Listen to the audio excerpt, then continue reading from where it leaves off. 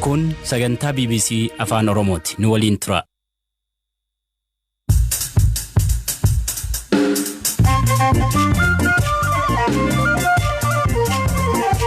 Ashama akkam jirtu hordoftoota keenya sagantaa keenya wiixataa eegallee jirra. Qophii keenya keessatti godina Qeellam Wallaggaa magaalaa Dambidollootti barsiisaan Yuunivarsiitii Dambidolloo tokko ajjeefamu.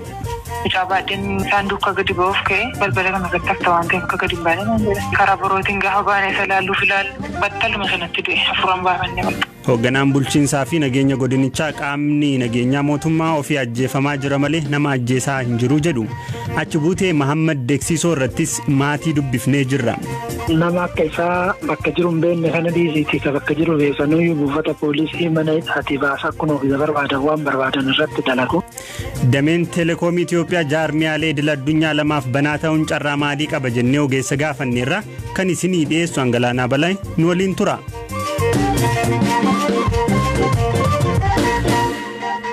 Itoophiyaatti hayyama telekominikeeshinii haaraan lama kennamuudhaaf caalbaasii baheen dhaabbileen telekoomii gurguddoo idil addunyaa 6 dorgomuudhaaf ragaalee barbaachisan galfachuu isaanii abbaan taayitaa kominikeeshinii Itoophiyaa beeksiseera. Dhaabbileen telekoomii dorgommii caalbaasii kanaaf ragaaleen barbaachisan galfatan 6 Safaariikoom Keenyaarraa, Vodafone Biriitaaniyaarraa, Vodacom Afrikaa Kibbaarraa, CDC Group Biriitaaniyaarraa, Semitoma Japaanirraa akkasumas MTN Group Afrikaa Kibbaarraati. Itoophiyaan hayyama telekoomii lama dhiyeessuuf qophaa'uu cinaatti qabeenya mootummaa akka ta'e Itiyoo Telekoom irraa ga'ee 49 gurguruudhaafis qophooftee jirti. Tarkaanfiin kun uummata biyyattii kanneen hojii biizinesaa hojjetanii fi mootummaaf carraa akkamii qabaa jennee ogeessa damee hojii telekoomii waliin hidhata qaburraa hojjetu dargaggoo Dirribaa Magarsaa gaafanneerra. Seektara kanarratti amma almost biyyattiin addunyaan wal quunnamtii ICTtiin wal quunnamuu fi tokkoffaa aniifatti yoo itti fayyadamnu tokkoffaa gatiin fayyadamina seektara kana gadi bu'a jedheen amana. Tokkoffaa lammata immoo wannoon isaa kwaalitiin isaatis ol dabala jedheen amana. Maallaqni mootummaan asirratti invest godhu sun bakkee biraatitti too kan fayyadamu ta'e anaaf yookaan daandii haarawaa banamuu danda'a bakkee tokkotti yookaan immoo bishaan argachuu hin danda'a. Yookiin immoo ibsaa argachuu hin danda'a jechaadha. Maallaqni sun waan karaa sanitti deebi'u. Hojiilee biizinesii xixiqqoo kanneen tajaajila telekoomii wajjin wal qabatan biroo fi carraa bal'isuu danda'a jettee yaadda akkamittiin sun hojjechuu danda'a? Baay'ee malee anamma asiitii keessa seektarii kana keessatti hojjedha. Kan hundee nu qabu keessaa hojjettoonni yookiin namni tokko akka dhuunfatitti teekinooloojii itti fayyadamee waan ammayyaa tokko itti fayyadamee akka hojiin hojjenne isa godha. Namni seektara kana keessatti uumaa adda addaa yookiin innoveeshinii adda addaa irratti akka hojjete seektara kanaan itti fayyadamuu isa godha. Maaliif tokkoffaa accessible ta'a yookiin immoo akka salphaatti argachuu dandeenya. Lammata gatiin isaa gadi bu'aadha. Sadaffaan immoo kwaalitiin isaa waan gaarii ta'eef hojii innoveeshinii irratti fokas akka godhu nama godha namni. ICT qofa irratti himoti dinagdee keessatti ta'uu danda'a yookiin immoo qonna irratti ta'uu danda'a. Yookiin immoo dinagdee biraa seektara biraa keessatti ta'uu danda'a. Teekinooloojii kana fayyadamanii maaliif gatiin isaa waan salphaa ta'eef akka innoveet godhu innoveeshiniin immoo maallaqa buusaa maallaqni sun immoo dinagdee jajjabeessa jedhee nama.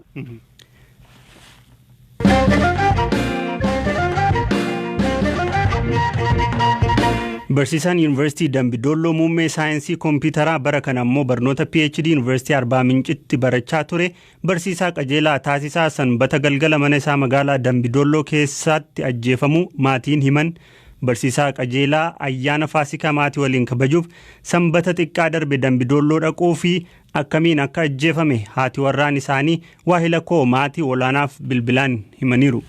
Barnoota PhD barachuudhaaf Arbaa Mincitti barataara. Ayyaana Faasikaa fuuldura jiru kana asumatti sinii wajjin ba'a jedheetu kan badduraadha kan inni as dhufe. Sanbata galgala immoo kun ta'e sanbata galgala komata isaa ta'e erga sa'aatiin 2:10 irruu garuma 2 ta'an dhiyaa keessaa jechaadha galgala keessa. Dhufanii madallaatti namni isaanii duubaan argan waan horiin faan dallaa lixinatti fakkaate iyyuu malee waan nama natti hin fakkaanne dallaa cabsanii gaafa lixanii sabooddeen ka'een balbalamanii anaaf isadha kan mana keessa ta'eenye dhuma walii wajjin haasa'aa jirra. Gaafa isaan sagaleen karraa garmalee dhaga'amu gaafan ka'ee balbala banuu dallaan mana fuuldura guutanii jiru jechuudha. Makalaakiyaa miti humna addaatiin jiru. Oromoo bilisiginnaa afaan Oromoo isaan duudhuwaadha jedhan gumti isaaniiyyuu. Dhufanii mana jala guutaniiru immoo taa'aa jira mucaa baatee jira. Inni isaatii sanatti innee balbala baneera. Mucaa lafa kaayuu taalee bahe.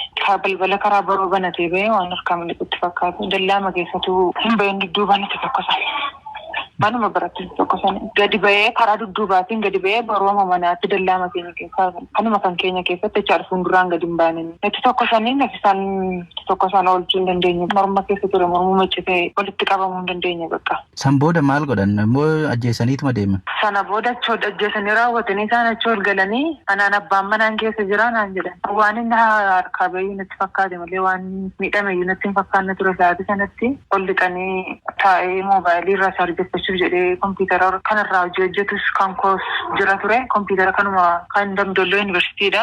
Anis achumaan hojjedha. Kompiitara lama ture sas fuudhanii moobaayilii isaa lama soofaarra ture manuma keessaa fuudhanii ba'anii masokka.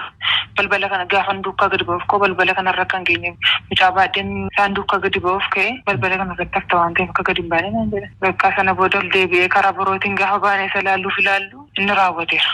Afurru keessa hin jiru. Battaluma sanatti du'e afuraan baafanne bakka. Daqiiqaaf iyyuu turuu hin dandeenye. Maaliif akkana ta'e tarii kana dura barbaadamaa ture yookaan immoo poolisootaan hordofamaa ture immoo maaliif tarkaanfii kun irratti fudhatame? Haga guyyaa irraatti mana dhufanii waan akkasiitiif namni gaafate hin jiru.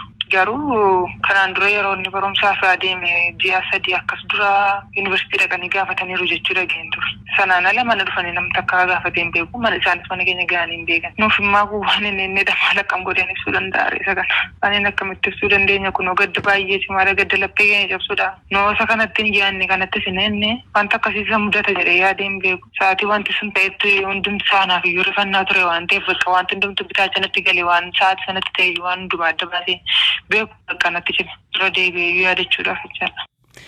Barsiisaa qajeelaa abbaa daa'ima tokko yoo ta'u haati warraa isaa daa'ima lammaffaa ol fageessu ta'uu dubbatu. Sirni awwaalchaa isaa har'aachuma magaalaa Dambidoollootti raawwateera. Hoogganaan bulchiinsaa fi nageenya godina Qeellam Wallaggaa obbo Tasammaa Waariyoo ajjechaa maatiin himan kana qaamni nageenyaa mootummaa akka hin raawwanne BBC'tti himaniiru. Qaamni ragaa qabaa jedhu immoo qaama ilaallatuuf dhiyeessuu danda'a jedhan. Miti kaleessa naannoo saayitii tokko walakkaa booddee magaalaa keenyatti kan nuti beellu miseensa poolisii idilee tokko rasaasaan namni hin beekamne rukute. Poolisiin sun amma hospitaala galee riiferiin barraa'ee Finfinnee deemee jira. Innis namni jettan kun naafaaraa nageenya. Obbo Tasammaa isin hoogganaa nageenya godinaati miti? Itti gaafatamaa wajjin bulchiinsaaf nageenya godina Qeellam Wallaggaadha. Kaleessa galgala gara sa'aatii 2 barsiisaan yuunivarsiitii Dambidoolloo humna nageenyaa namoonni nuti dubbisne humna addaa poolisii Oromiyaati jedhanii isaaniin manuma isaanii keessatti qe'uma isaanii keessatti ajjeefamuu isaanii qulqulleeffanneerra. Isin quba hin qabdanii oduu kana? Waan amma isin jettan kana har'a ganama naannoo saayitii 4 booda barsiisaatu tokkotu du'ee waan jedhamu nu dhageenye. Barsiisaan kun maali akka ta'e dhukkubeef nama tajjeeraa waan adda baafannee beeknu hin qabnu nama humna nama kana rukuteef hin beeknu jechuu barbaade. Haala qabatamaa godina Qeellam Wallaggaatiin gadda gaafa roobii darbee tiraafikiin keenya hojiirra rukutamee kufee amma riiferiitee Finfinnee darbee jira. Torbanuma sana keessa namni Jamaal jedhamu nama hin beekamne rasaasaan du'ee jira jiraaraan magaalaa. Godina keenya keessatti nama ajjeesuudhaan beekamee kan jiru magaalaattis baadiyyaattis aanota baadiyyaa keessattis nama ajjeesuun beekamee godhaa kan jiru. Abaaboo Shanee maqaa Oromootiin qabsaa jedhee dugolee sochootu nama ajjeesuun beekamee nama ajjeesaa jira maleessaa humni addaa keenya nama ajjeesaa kan jiru ta'uu isaati kan jedhu. Qaamni mootummaa nama ajjeesaa jira ta'uu hin taane qaamni mootummaa ofii isaatiiyyuu nama hin beekamneen Abaaboo Shaneen baadiyyaattis magaalaattis bifa dhosaatiin maqaa abbaa torbeetiin humna keenya ajjeesaa hawaasa jiraatan ta'uu isaa beekna. Namoonni kana isin laatan kun tarii shakkii kootiin yoo inni qabataman jiru baadillee namootuma nu ajjeesan kanatu karaa biraatti immoo dawwalee ittiin hojii isaa dhuffachuuf maqaa mootummaaf maqaa qaama keenya balleessuuf dawwalaa waan jiru tokko shakkii qaba. Egaa namoota ijaan arganii reeffa rasaasaan mormarra rukutamee barsiisaa ajjeefame kana namoota ijaan argan irraa akka qulqulleeffannetti miseensota humna addaa huccuu humna addaa uffatan hedduutu mooraa seenee yakka san raawwate. Kana gootani namni kamiyyuu olaantummaa seeraatiin biyyattii keessatti seeraan gaafatamuu danda'a. Namoonni humna addaa poolisii Oromiyaatu uffatee dhufee manatti nama ajjeesee jira jedha taanaan yoo dhugaa ta'e qaama dhimmi ilaallatu dhiyaatee ragaa ta'uu danda'a malee qaamni keenya nama ajjeesaa hin jiru. Kanaaf humni addaa Oromiyaa yakka yookaan ajjeechaa kana hin raawwanne naan jettu. Hin raawwanne.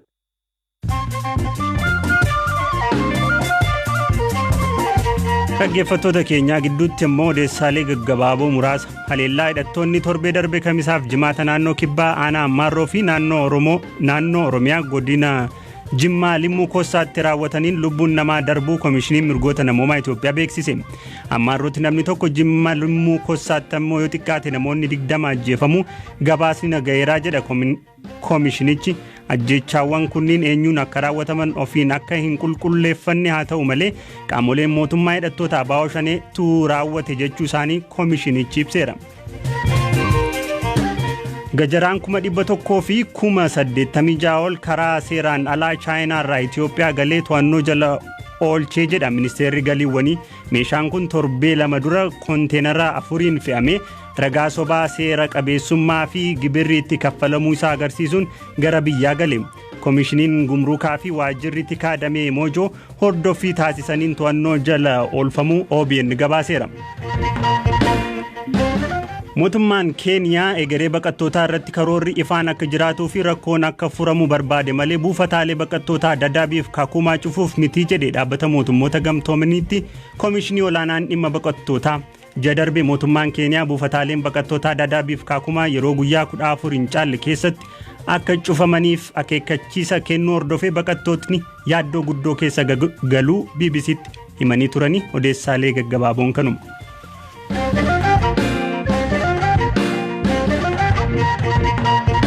Odeessa keenya ka xumuraan eebbifamaan Yuunivarsiitii Jimmaa ka guraan ala darbe sagantaa eebba barattoota yuunivarsiitichaa irratti hidhamtoonni siyaasaa akka hiikamanii fi haa caaluu gaafachuu isaan hidhame Muhammad Deeksisoo ergaachi buutee isaa dhabanii torbee 3 ga'uu maatiin BBCtti himan. Abukaattonni isaas bakka inni jiru waan hin beekneef karaa seeraa mirga isaa gaafachuu hin dandeenye jedhu beekaa Toomaa gabaasa qaba. Kaampii waraanaa akka jiru qofa odeeffama. Oduurra waan tareen qabatamatti hin jiru. Warri kaampichallee Koomishinii Mirga Namoomaa yeroo 2-3 ta'aa qabatanii dhaqanii turanii isaan bira jiraachuu waan amanan hin qabu. Sultaan Deeksisoo obboleessa Muhammad Deeksisooti. Muhammad Deeksisoo bitootessa 7 bilisaan akka gadhiifamu manni murtii aanaa magaalaa Jimmaa erga ajajeen booda guyyaa 16 hidhamee gaafa bitootessa 23 gadi dhiifamuu dubbata. Haa ta'u malee guyyuma sana karra waajjira poolisii irraa butamee bakka geeffame hin beeknu jedha. Bakki maatiin jiruuf bakki mucaan amma itti hidhamee jirullee bara kiiloomeetira 360 wayiiti. Irraan immoo mucaan ilmaa qotee bulaati. Asii achi hiree deddeebi'anii gaafachuun arganne garuu immoo buufata poolisaa dura turee fi achi namoota tokko dudubbisuu yaalle hin beeknu jedhu.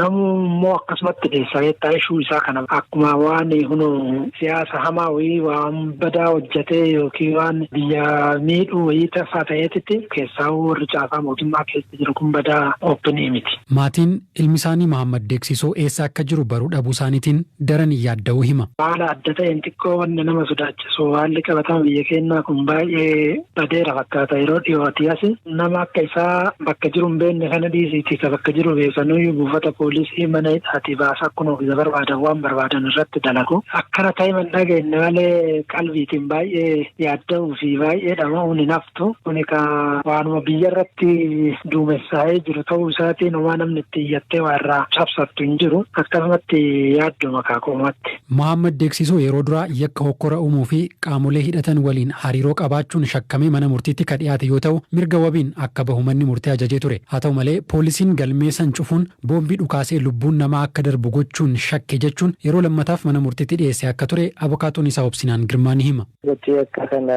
raawwachuu isaa argisiistuun akeeku waan hin jirre wabiillee kan qarshii yookiin kan namaa waamsisuun itoo barbaachisin wabii mataa ofiitiin to'annaa keessa haa lakkifamuu kan jedhu ajajachaadha manni murtii. Ji'a bitootessaa gaafa 7. Bitootessa 23 karra poolisii irraa erga butame as isa waliin qunnamtii hin qabnu jedha obsinaan. Kana booda sila ulaan ittiin mirgi isaa ittiin kabajamuu danda'u habees korpas waan jedhamutu jira. Qaamni isaa bilisaa haboo kan jedhudha. Kan iyyatni dhiyaatee sila furmaatni itti barbaadamu jechaadha. Iyyata akka kanas dhiyeessuudhaaf namni kun ammas akkuma durasiif taas yookiin mana tursiisaa bakka namni tokko yakkaan shakkameetu waajjira poolisiin jiru yookiin immoo mana adabaa bakka namni itti akka sirratuuf erga adabamee booda.